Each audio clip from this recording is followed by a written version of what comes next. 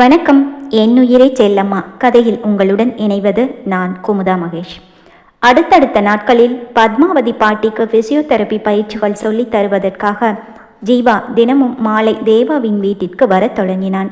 அன்று 4வது நாள் பயிற்சி. கடந்த 3 நாட்களாக ஜீவா வரும் நேரத்திற்கு தேவாவும் வீட்டிற்கு வந்திருந்தான். இன்றும் சீக்கிரமாக வர வேண்டும் என்றுதான் நினைத்தான். ஆனால் இன்று அலுவலகத்தில் முக்கியமான மீட்டிங் இருந்ததால் மீட்டிங் முடிய 15 நிமிடங்கள் காலதாமதமாகி இருந்தது. பிசியோதெரபிக்கு அவன் வர வேண்டும் என்று எந்த அவசியமும் இல்லை. பொன்னியையோ அல்லது வேலையாட்கள் யாராவதோ உடன் இருக்க சொல்லியிருக்கலாம். முதல் நாள் ஜீவா ரதியிடம் பேசிய விதமும் அவள் மேற்படிப்பிற்கு ஏற்பாடு செய்கிறேன் என்று சொன்னதும் அவன் மனதில் ஒருவித கலக்கத்தை உண்டாக்கி இருந்தது. ரதி தன்னை விட்டு பிரிந்து தூரம் போய்விடுவாளோ என்ற பயம் வர ஜீவாவும் ரதியும் தனியாக சந்திக்க கூடாது என்று நினைத்தான்.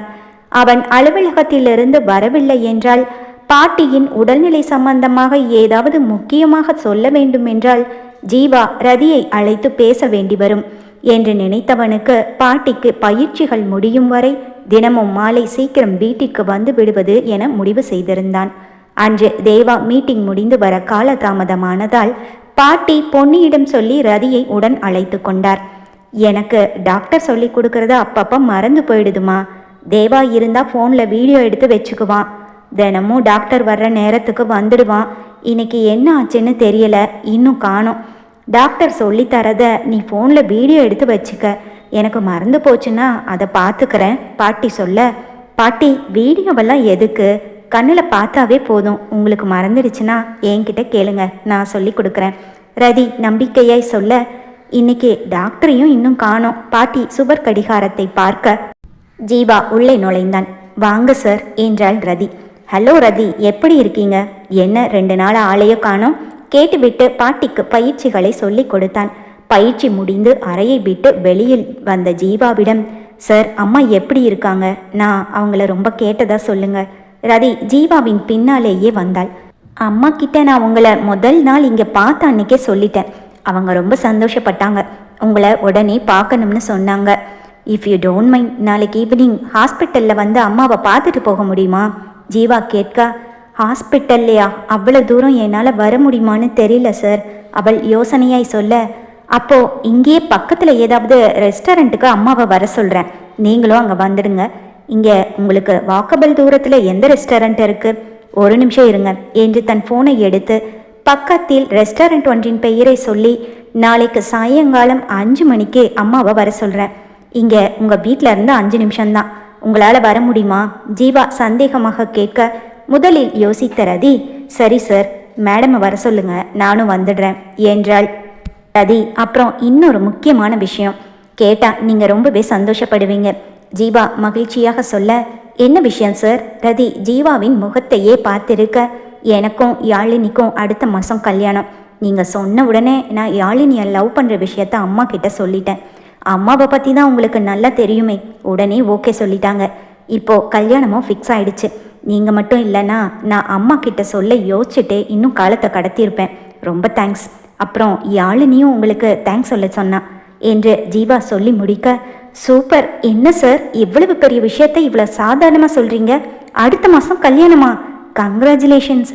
ரதி ஜீவாவின் கையை பிடித்து குலுக்க, சரியாக தேவாவின் கார் உள்ளே நுழைந்தது. அவன் உள்ளே வரும்போதே ஜீவா வந்திருப்பானோ என்று அவன் கண்கள் பாட்டியின் அறையை நோக்கி அலைபாய, அதே நேரம் வெளி வாயிலில் ரதி ஜீவாவிற்கு கை குலுக்கி சந்தோஷமாக பேசிக்கொண்டிருப்பதை பார்த்து டென்ஷனாகி போனான். காரை பார்க்கிங்கில் கூட நிறுத்தாமல் வாட்ச்மேனை அழைத்து காரை நிறுத்த சொல்லிவிட்டு அவர்கள் இருந்த இடத்திற்கு வந்து கொண்டிருந்தான். ரதி, உங்ககிட்ட முக்கியமான விஷயம் கேட்கணும். இந்த கல்யாணம் உங்கள் சம்மதத்தோடு தான் நடந்துச்சா? நீங்கள் இங்கே சந்தோஷமாக இருக்கீங்களா? ஜீவா கேட்டு முடிக்க தேவா அவன் பக்கத்தில் நின்றிருந்தான். தேவாவை பார்த்ததும் ரதி அமைதியாக தலையை குனிந்து கொண்டாள். அவன் முகம் மாறி இருப்பதை அவளும் கவனித்தாள். வலுக்கட்டாயமாக முகத்தில் புன்னகையை வரவழைத்து கொண்ட தேவா, என்ன டாக்டர், பாட்டிக்கு எக்ஸசைஸ் சொல்லி கொடுத்துட்டீங்களா என்று கேட்க, எஸ், இப்போதான் முடிஞ்சுது என்று ஜீவா சொல்ல, நீங்கள் வேற ஏதாவது பேச வேண்டியிருக்கா? அப்படி இருந்தா எனக்கு கால் பண்ணி சொல்லியிருக்கலாமே. அவன் கேட்டதன் அர்த்தம், ஏன் பொண்டாட்டிக்கிட்ட உனக்கு என்னடா பேச்சு என்பதன் நாகரீகமான வசனம்தான். என்பது ஜீவாவிற்கு நன்றாகவே புரிந்தது. இல்லை சார், எக்ஸசைஸ் பற்றி தான் நானும் ரதியும் பேசிகிட்டு இருந்தோம். பாட்டி காலையில் இதே மாதிரி ப்ராப்பராக பண்ணுறாங்களான்னு பார்த்துக்க சொன்னேன். தன் கடிகாரத்தில் மணியை பார்த்தவன், ஓகே நேரமாகுது, நான் கிளம்புறேன், பாய் என்று சொல்லிவிட்டு அங்கிருந்து நகர்ந்து விட தேவாவின் பார்வை ரதியின் மேல் தாவியது. அவள் கண்கள் பயத்தில் படபடக்க அவனுக்குள் எழுந்த கோபத்தை கட்டுப்படுத்தி கொண்டான். அவனால் அவளை திட்ட முடியாதே, அவள் வேதனைப்பட்டால் அது அவனுக்கும் வலிக்குமே.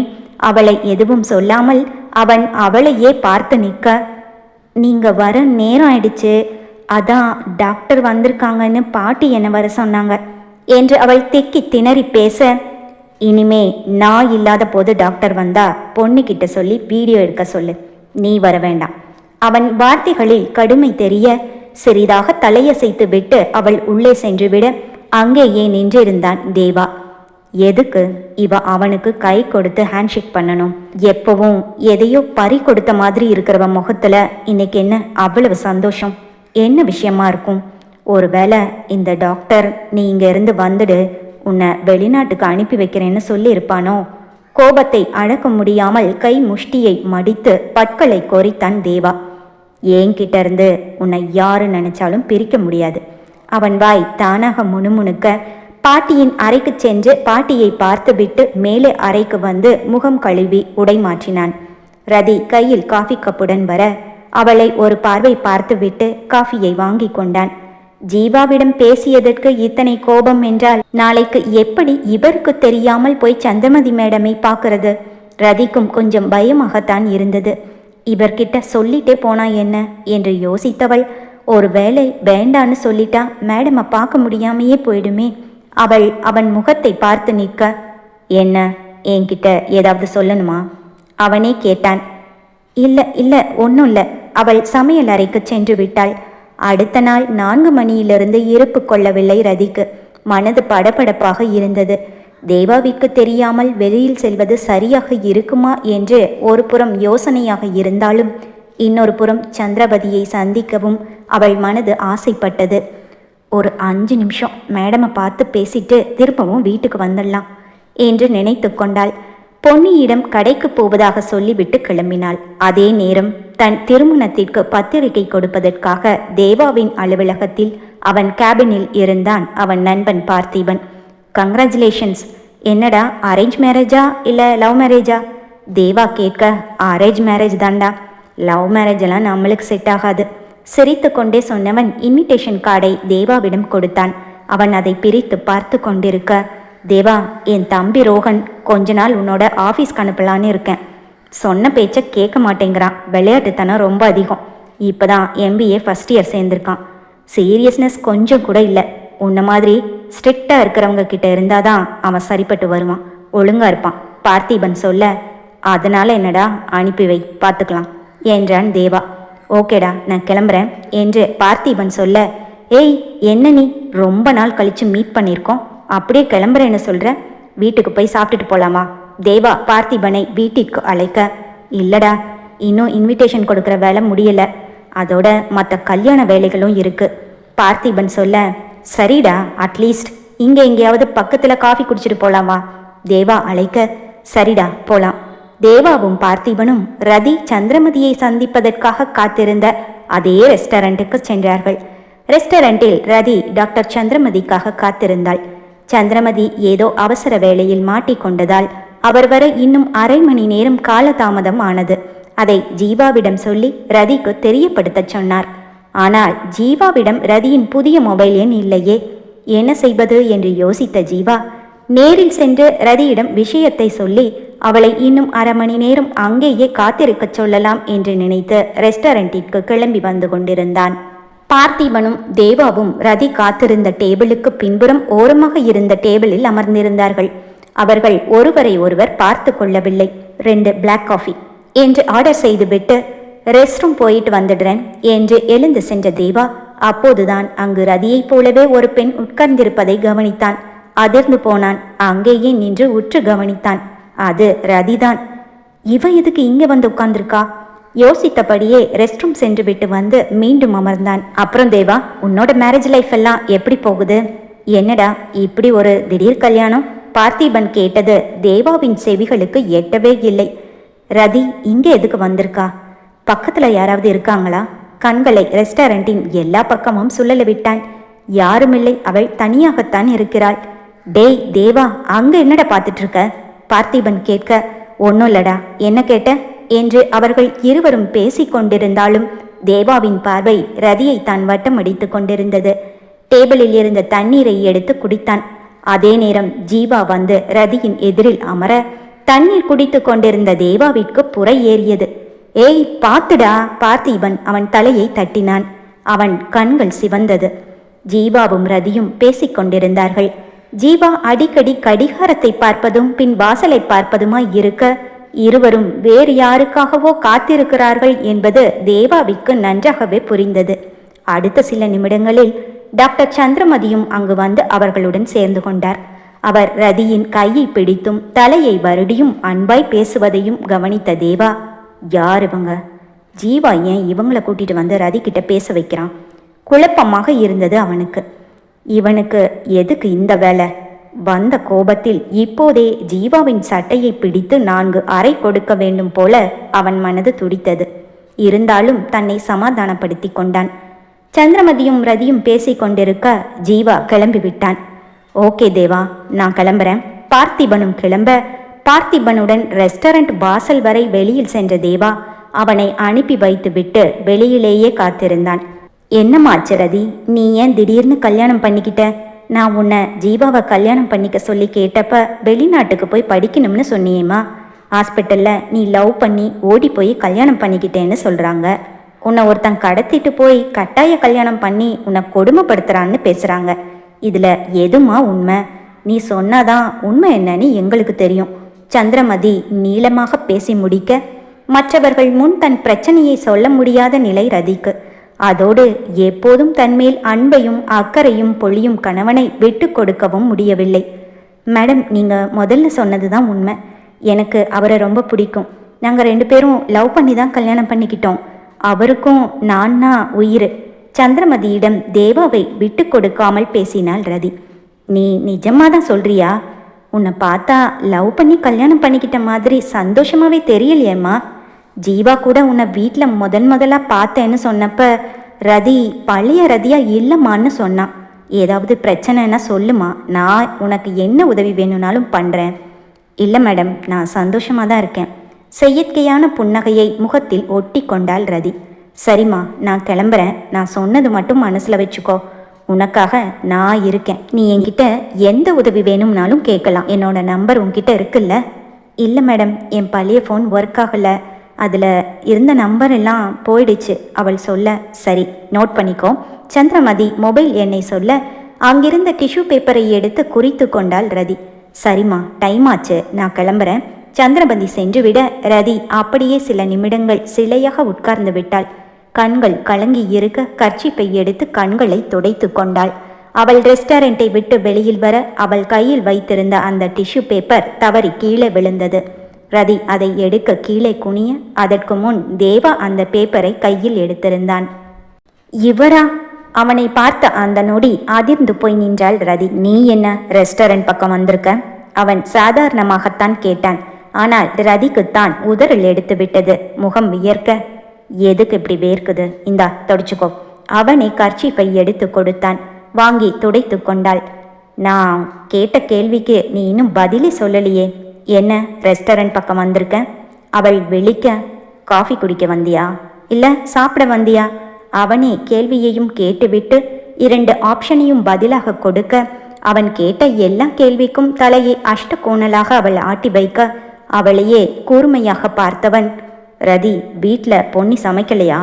அவன் கேட்ட அடுத்த கேள்விக்கு என்ன பதில் சொல்வது என்று தெரியாமல் அவள் விழித்து நிற்க, சரிவிடு, எனக்கு இப்போ உன் கூட சேர்ந்து ஒரு காஃபி குடிக்கணும் போல இருக்கு, போலாமா? அவன் கேட்க உடனே சரி என்று தலையாட்டினாள். அவள் தோளில் கை போட்டு உள்ளே அழைத்து சென்றான் தேவா. அவள் சந்திரமதியுடன் உட்கார்ந்திருந்த அதே டேபிளுக்கு அழைத்து சென்றான். அவள் பயம் இன்னும் அதிகமாகி போனது. நான் ஜீவாவையும் சந்திரமதி மேடமையும் பார்த்ததை இவர் பார்த்திருப்பாரோ? அவள் யோசிக்க, ஏன் டென்ஷனாக இருக்க? ஏதாவது ப்ராப்ளமா? அவன் கேட்க, இல்லை ஒன்றும் இல்லை, வேகமாக தலையாட்டினாள் ரதி. சரி, என்ன சாப்பிட்ற? Lemon soda? அவன் கேட்க இன்னும் அதிர்ச்சி அவளுக்கு. சற்று முன் ஜீவா சந்திரமதியுடன் சேர்ந்து அதைத்தானே குடித்தாள். எச்சில் விழுங்கியபடி எதுனாலும் பரவாயில்ல என்றாள். எனக்கு ஒரு பிளாக் காஃபி, அவங்களுக்கு பட்டர்ஸ்காட்ச் ஐஸ்கிரீம் என்றான். தலை குனிந்திருந்தவள் மெதுவாக தலை நிமிர்த்தி அவனை பார்த்தாள். உனக்கு பட்டர்ஸ்காட்ச் ஐஸ்கிரீம் ஃபேவரட் தானே? அவன் கேட்க, உங்களுக்கு எப்படி? அவள் முடிக்கவில்லை. பாட்டி ஊரில் நீ தேன்மொழிக்கிட்ட பேசிகிட்டு இருந்ததை கேட்டேன். ஓ, அப்போ இவருக்கு என் மேலே கோபம் இல்லை. நான் ஜீவாவையும் சந்திரமதி மேடத்தையும் பார்த்ததை இவர் பார்க்கல போல இருக்கே. ரதி கொஞ்சம் இயல்பாக உணர்ந்தாள். அவளை இயல்புக்கு கொண்டு வரும் முயற்சியில் தேவா கொஞ்சம் கூலாகத்தான் பேசினான். அவன் காஃபி குடிக்க ரதி ஐஸ்கிரீம் சாப்பிட்டாள். இன்னொன்று, அவன் காஃபியை குடித்தபடியே கேட்க, போதும் என்றாள். அவன் கையில் இருந்த ஃபோன் நம்பர் எழுதிய டிஷ்யூவில் கையை துடைக்க போனவன், ஓ, நீ தவறு விட்ட பேப்பரில் ஏதோ நம்பர் எழுதியிருக்கு, அவளிடமே திருப்பி கொடுத்தான். வேறு ஒரு டிஷ்யூவை எடுத்து கையை துடைத்து கொண்டான். ரதி அந்த பேப்பரை வாங்கி அப்படியே சுருட்டி கையில் வைத்து கொண்டாள். போலாமா? அவன் கேட்க தலையசைத்தாள். இருவரும் கிளம்பினார்கள். வரும்போது நடந்து வந்தியா? காரை ஓட்டியபடியே அவன் கேட்க, ஆமாம் என்று தலையசைத்தாள் ரதி. இனிமே ரெஸ்டாரண்ட் போகணும்னா என்கிட்ட சொல்லு, நானே உனக்கு கம்பெனி கொடுக்குறேன். அவன் சொல்ல அதற்கும் தலையாட்டி வைத்தாள். இருவரும் வீட்டிற்குள் நுழைய, என்னம்மா கடைக்கு போறேன்னு போன, இப்போ தேவா தம்பி கூட வர்ற? பொன்னி வேறு தேவாவின் முன்னாலேயே கேட்டு வைக்க, அக்கா அது கடைக்கு போயிட்டு காஃபி குடிக்க போனேன்.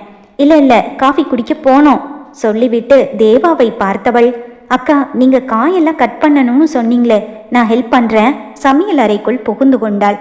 அறைக்கு சென்ற தேவா, நீ அங்கே எதுக்கு போனேன்னு நான் உன்கிட்ட கேட்க மாட்டேன், நானே கண்டுபிடிக்கிறேன். தன் ஃபோனில் ரதி, ஜீவா, சந்திரமதி மூவரும் ரெஸ்டாரண்டில் உட்கார்ந்திருந்த ஃபோட்டோவை எடுத்து வைத்திருந்தான். அதை முதல் வேளையாக கரனுக்கு அனுப்பினான். கரண், இந்த ஃபோட்டோவில் ரதி பக்கத்தில் டாக்டர் ஜீவா, அவருக்கு பக்கத்தில் இருக்கிற அந்த லேடி யாருன்னு கண்டுபிடிச்சு சொல்லு சீக்கிரம் என்றான். ஒரு 10 நிமிஷம் டைம் கொடு தேவா சொல்லிவிட்டு கரண் ஃபோனை வைக்க, தன் தலை கேசத்தை அழுந்த கோதியபடியே அறையில் குறுக்கும் நெடுக்குமாய் நடந்தான் தேவா. ஃபோனை டேபிளின் மேல் வைத்துவிட்டு கரணின் அழைப்புக்காக காத்திருந்தான். அவன் கூறியது போலவே 10 நிமிடத்தில் கரணிடமிருந்து அழைப்பு வந்தது. தேவா, ரதி கூட இருக்கிறது டாக்டர் ஜீவா. டேய், அது எனக்கு ஏற்கனவே தெரியும். தேவா பொறுமை இழக்க, டென்ஷன் ஆகாத, சொல்கிறேன், பக்கத்தில் இருக்கிறது ஜீவாவோட அம்மா டாக்டர் சந்திரமதி. ரதி இவங்க ஹாஸ்பிட்டலில் தான் வேலை பார்த்துருக்காங்க.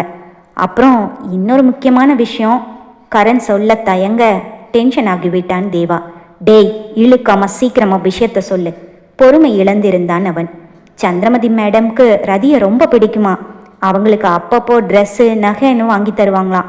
கொஞ்ச நாள் முன்னாடி ஜீவாவுக்கும் ரதிக்கும் கல்யாணம்னு கூட பேச்சு வந்திருக்கு. அதுக்குள்ள அவங்க கழுத்தில் நீ தாலி கட்டிட்ட. கரண் பேசி முடிப்பதற்குள் கோபத்தில் ஃபோனை கட் செய்திருந்தான் தேவா. ஓ, இப்போதான் புரியுது. அப்பா இதை தான் காரணமாக சொல்லி ரதி கழுத்தில் என்னை அவசரமாக தாலி கட்டணும்னு சொன்னாரா? யோசித்தவன் தலையை பிடித்து கொண்டான். நோ என்று கத்தியபடியே அவன் ஆவேசமாய் பக்கத்தில் இருந்த சேரை எட்டி உதைக்க, அவன் கத்திய சத்தமும் சேர் உருண்டு விழுந்த சத்தமும் சமையல் அறையில் இருந்த பொன்னிக்கும் ரதிக்கும் கேட்டது. ஏம்மா, அது தம்பியோட சத்தம்தானே? பொன்னி கேட்க, ஆமாக்கா அவர்தான் என்றாள் ரதி. என்ன ஆச்சுன்னு தெரியலையே, போய் பாருமா. பொன்னி முகத்தில் கலவரமாய் சொல்ல, நானாக்கா, எனக்கு பயமா இருக்கு, நான் போக மாட்டேன், நீங்க போய் பாருங்க என்று அவள் சொல்ல, நல்ல பொண்ணுமா என்று சொல்லிவிட்டு பொன்னி ஓட்டமும் நடையுமாக தேவாவின் அறைக்கு சென்றாள். என்ன ஆச்சு தம்பி என்று அவள் கேட்க, அவ எங்க இருக்கா என்றான். யார் தம்பி? ரதியா? பொன்னி தயங்கி கேட்க, ஆமா, அவளை உடனே வர சொல்லுங்க என்றான். சரி தம்பி என்று சொல்லிவிட்டு ரதியிடம் ஓடி வந்த பொன்னி, என்னன்னு தெரியல, தம்பி கோபமா இருக்கிற மாதிரி தெரியுது, உன்னதாமா கூப்பிடுது என்று சொல்ல, அக்கா நானா, நான் போகல என்றாள். போமா, என்னன்னு கேளு என்று பொன்னி சொல்ல, ரதி தயங்கி தயங்கி அறைக்குள் நுழைந்தாள். தேவா திரும்பி நின்றிருக்க, வர சொன்னீங்களா? அவள் குரல் கேட்டு திரும்பியவனின் முகம் கோபத்தில் கொதித்து கொண்டிருந்தது. டாக்டர் ஜீவாக்கும் உனக்கும் கல்யாணம் நடக்க இருந்துச்சா அனலாய் வந்து விழுந்தது அவன் வார்த்தைகள். ரதி அமைதியாக நின்றிருந்தாள். உன்னதான் கேட்குறேன், நான் கேட்கறது உன் காதுல விழல? அவன் மீண்டும் கத்த, அது ஜீவா அம்மா தான் என்கிட்ட என் பையனை கல்யாணம் பண்ணிக்கோன்னு கேட்டாங்க. ஆனால் ஜீவா என்று அவள் ஏதோ சொல்ல வர, இன்னைக்கு அவங்க 2 பேரையும் பார்க்க தான் ரெஸ்டாரண்ட் போனியா? அவன் கோபம் இன்னும் அதிகமாகி இருந்தது. இப்போது ரதியின் பயம் காணாமல் போயிருந்தது. ஆமாம், அவங்கள பார்க்க தான் போனேன். எங்கள் வீட்டில் இருக்கிறவங்க கிட்ட யார்கிட்டையும் பேசக்கூடாதுன்னு சொல்லிட்டீங்க. இவங்க நான் வேலை பார்த்த இடத்துல இருந்தவங்க, என் மேலே அன்பு காட்டுறவங்க. அவங்க கூட ஏன் நான் பேசக்கூடாது? ஒரு ஜெயில் கைதி மாதிரி நான் இந்த வீட்டுக்குள்ளேயே இருக்கணும், அப்படி தானே? அதுதானே உங்கள் ஆசை? அவள் பேசி முடித்த அடுத்த நொடி தன் கை முஷ்டியை மடித்து பால்கனி கண்ணாடி தடுப்புச் சுவரின் மேல் ஓங்கி குத்தினான் தேவா. தடுப்புச் சுவர் கண்ணாடி சல்லென்ற சத்தத்துடன் உடைந்து சரிந்தது. அதிர்ந்து போய் கண்களை மூடி நின்று விட்டாள் ரதி. அறையில் மயான அமைதி நிலவ மெதுவாக கண் விழித்து பார்த்தாள். பெரிய தடுப்புச் சுவர் கண்ணாடி காணாமல் போயிருக்க தேவாவின் கையில் இருந்து ரத்தம் கொட்டி கொண்டிருந்தது. அவன் அசையாமல் நின்றிருந்தான். ஓடிச் சென்று முதலுதவி பெட்டியை எடுத்து வந்த ரதி அவன் கையை பிடித்து வடியும் இரத்தத்தை சுத்தம் செய்து பேண்டேஜ் போட, அவன் உணர்வற்று சிலையாக்கி வெறித்த பார்வையுடன் நின்றிருந்தான். அவன் முகத்தையும் கையையும் மாறி மாறி பார்த்தபடியே அவள் பேண்டேஜ் சுற்றி கொண்டிருக்க, அவள் முழுவதுமாய் பேண்டேஜ் சுற்றும் வரை அமைதியாக நின்றவன் அவள் முழுவதும் சுற்றி முடிச்சு போட்டதும் அவளை திரும்பி சூடாக ஒரு பார்வை பார்த்துவிட்டு சுற்றிய பேண்டேஜை வெறுவெறுவென கலட்டி தூக்கி வீசினான். என்ன பண்றீங்க? திரும்பவும் ப்ளீடாக ஆரம்பிச்சிடும், சொன்னா கேளுங்க. அவன் கையை பிடிக்க போக அவள் கையை தட்டி விட்டான். இது பெரிய காயம், கட்டு போடலனா ரத்தம் நிக்காம வந்துகிட்டே இருக்கும், அவள் பதட்டமாய் சொல்ல. வரட்டும், பரவாயில்ல, என் மேல யாருக்கும் அக்கறை வேண்டாம். சொல்லி முடித்தவன் வாஷ் பேஷனில் கையை கழுவி கொண்டு வெளியில் கிளம்பிவிட, சொன்னா கேளுங்க, ரதி பின்னாலேயே ஓடினாள்.